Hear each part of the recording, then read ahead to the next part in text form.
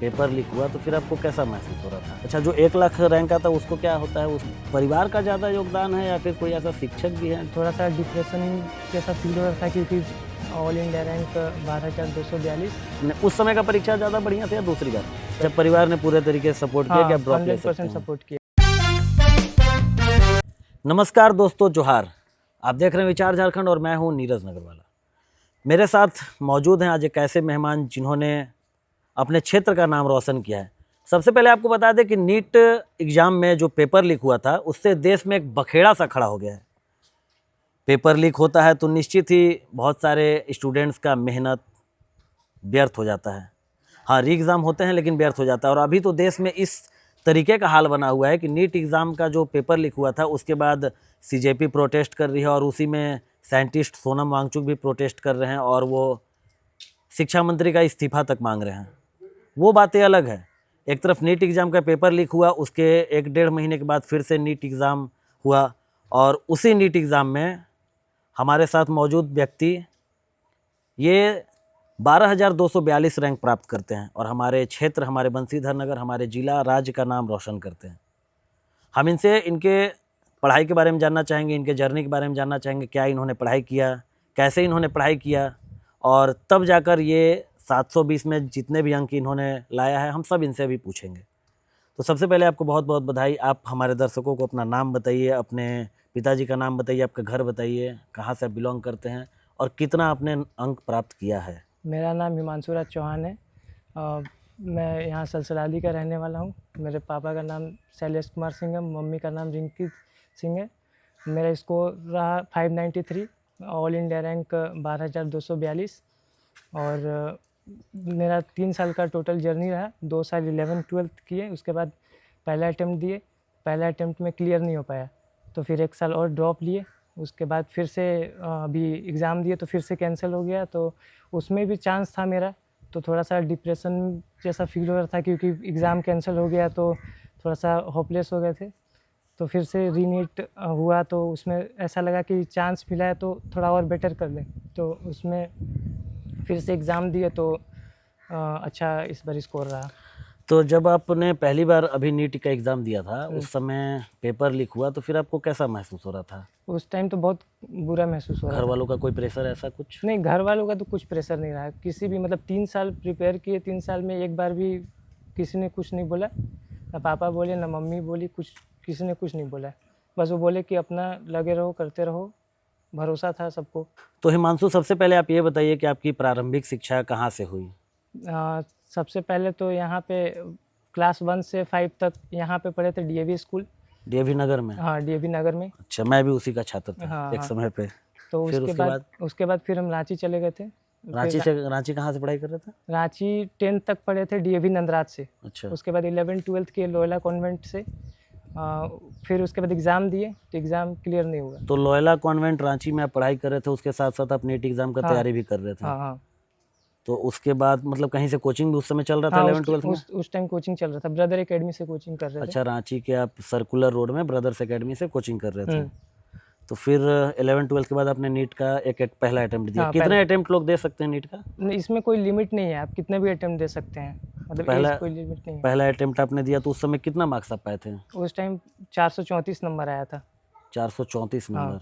और उस समय आपको कोई रैंक ऐसा मिला था या कुछ रैंक ऐसा? मिला था 1,48,000 के आसपास। अच्छा। मतलब नहीं हुआ था, वो 30,000 के अंदर रहना चाहिए रैंक तो होगा सिलेक्शन। तब जाके सरकारी कॉलेज मिलता हाँ, है। हाँ। अच्छा, जो 1 लाख रैंक आता है उसको क्या होता है? उस मतलब वो भी तो स्टूडेंट है, इतना मेहनत किया, 400 हाँ, 450 मतलब नंबर वो लाया। मतलब एमबीबीएस नहीं मिलेगा, वो लोअर जो मतलब ऐसे बीडीएस, बीएमएस और अच्छा, सब मिल अच्छा, सकता अच्छा, है अच्छा। ब्रांच।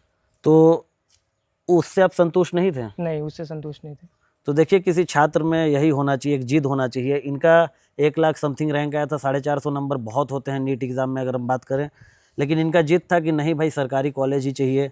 तो उसके बाद जैसे पहली बार आपका नीट एग्ज़ाम में जो ये रहा, उसके बाद परिवार का क्या रिएक्शन था? परिवार ने बोला कि ले लो अभी एडमिशन या फिर क्या था? नहीं, फैमिली में किसने कुछ नहीं बोला, मतलब वो सब बोल रहे थे कि फिर से ड्रॉप लो, और ड्रॉप लेने के बाद फिर से अच्छा, मतलब परिवार ने पूरे तरीके से सपोर्ट किया कि आप ड्रॉप ले सकते 100% हैं। सपोर्ट किया है। तो ड्रॉप लेने के बाद आपका पढ़ाई फिर कहाँ हुआ? ड्रॉप लेने के बाद फिर चले गए थे हम मौसी के पास उदयपुर, राजस्थान। अच्छा, राजस्थान आपने हाँ। वहाँ ब्रदर्स एकेडमी में 12th तक आपने किया हाँ, हुआ, उसके बाद आप 1 साल और तैयारी करने के लिए आप राजस्थान में। राजस्थान चले गए। हम्म। वहाँ पे एलन इंस्टीट्यूट में पढ़ाई करा। अच्छा, कोटा। हाँ, नहीं नहीं, कोटा नहीं, उदयपुर में अच्छा, उदयपुर में। एक ब्रांच है एलन का, तो अच्छा, वहाँ अच्छा। पे पढ़े थे। वहाँ पे 1 साल टीचर भी बहुत ज़्यादा सपोर्ट किए, मतलब सब बताए कैसे कैसे करना है, तो फिर वो अच्छा मतलब लगा। अच्छा, स्कूल के पढ़ाई से या फिर स्कूल के साथ साथ जो हम तैयारी करते हैं उससे जो ये 1 साल का जो आपका प्रोग्राम था पढ़ने का, कितना अलग है?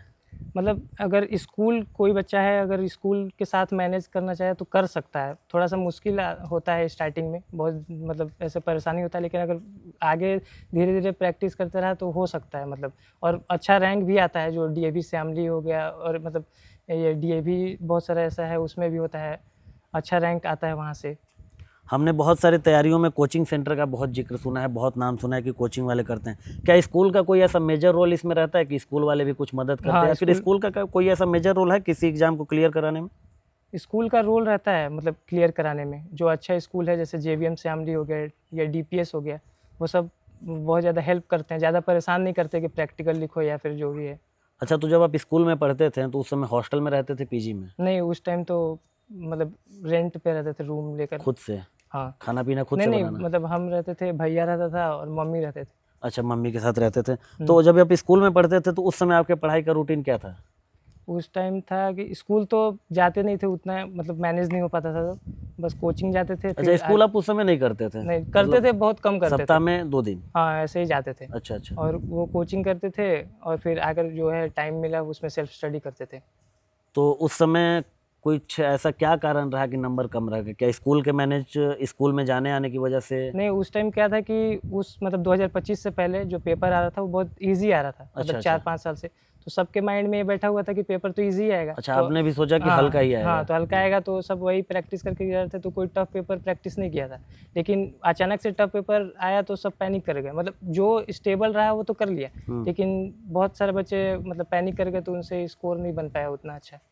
तो मतलब उस समय आपका स्कूल जाने के समय ये रूटीन था कि कभी स्कूल गए, कभी नहीं गए, कोचिंग गए, वहाँ से आए, घर पे सेल्फ हाँ, स्टडी किया? कोचिंग तो रेगुलरली जाते थे। अच्छा, अच्छा। तो आपका वो रूटीन तो ठीक है, लेकिन जो 1 साल का आपने उदयपुर से किया, राजस्थान से, उस समय आपका क्या रूटीन था? कितने घंटे पढ़ाई करते थे? उस टाइम तो मतलब रूटीन बहुत एकदम स्ट्रिक्ट था। सुबह उठते थे 5:30 बजे, उसके बाद वो फ्रेश व्रेश होकर नहा कर फिर जाते थे कोचिंग, फिर आते थे 2-2:30 बजे। अच्छा, कितने घंटे कोचिंग चलता है? कोचिंग चलता था 6-7 घंटा। 6-7 घंटे का? हाँ। स्कूल टाइप से ही कोचिंग हाँ, चलता? स्कूल हाँ। टाइप से चलता था।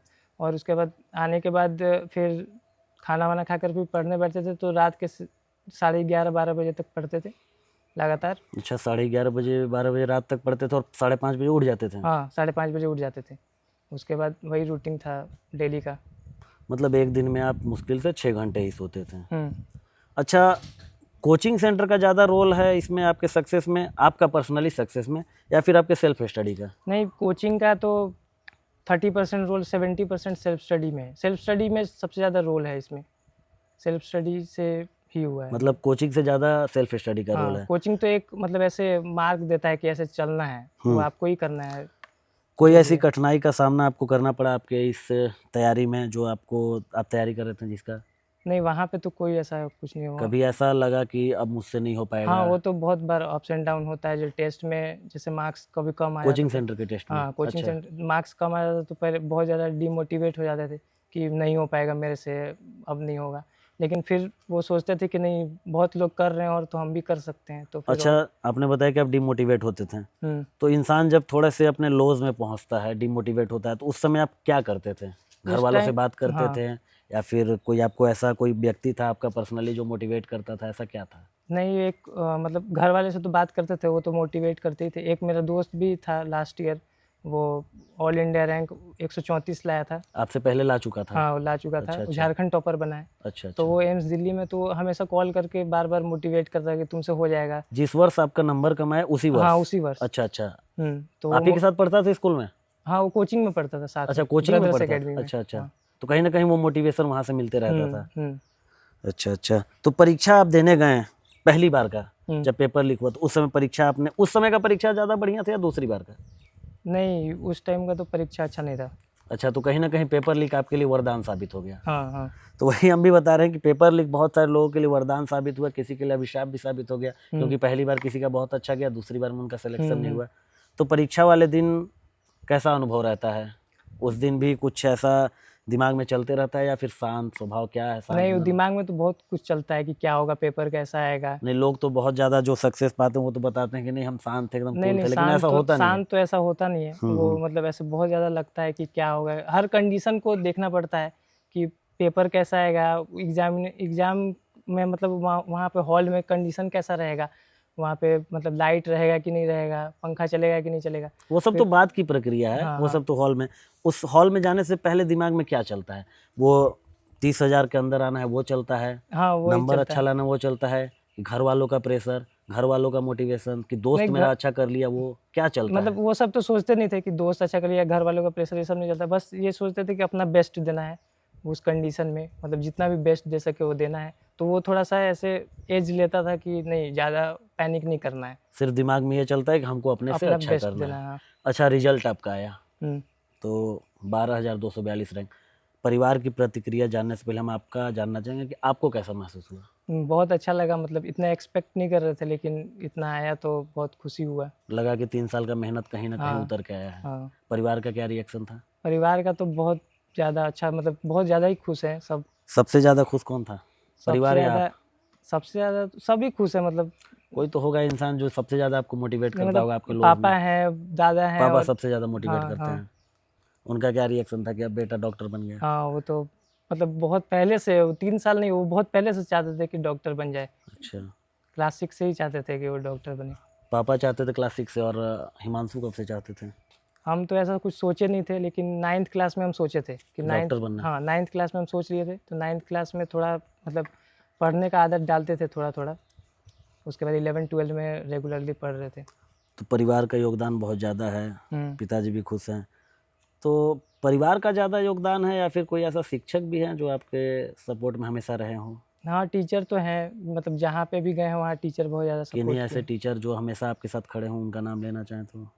हाँ, मतलब ऐसे टीचर हैं वहाँ पे, एक विपिन सर हैं, वहाँ पे एलन में हैं। अच्छा, वहाँ उदयपुर हाँ, में उदयपुर में हैं, वो उन्होंने हमेशा बहुत कॉल सहयोग किया। करते हैं। अच्छा, हमेशा अभी भी कॉल हाँ, करते अभी भी हैं? कॉल करते हैं वो। उन्होंने बधाई दिया? हाँ, उनका कैसा रिएक्शन था? उनका तो बहुत मतलब अच्छा रिएक्शन था। वो तो पहले से ही बोले कि तुम्हारा होगा, अच्छा होगा। तो अभी आपको कौन सा कॉलेज मिला हुआ है? अभी तो काउंसलिंग स्टार्ट होगा। अच्छा, अभी काउंसलिंग होगा। हाँ हो सकता है आपका 12,000 रैंक हो तो आपको ज़्यादा दूर नहीं, झारखंड में ही जाना पड़े, रिम्स हाँ वगैरह में। हाँ, मतलब ऐसे अप्लाई तो सारी जगह करेंगे, अब जो भी मिले। तो MBBS आप करेंगे? इसके बाद क्या, JRF या PhD?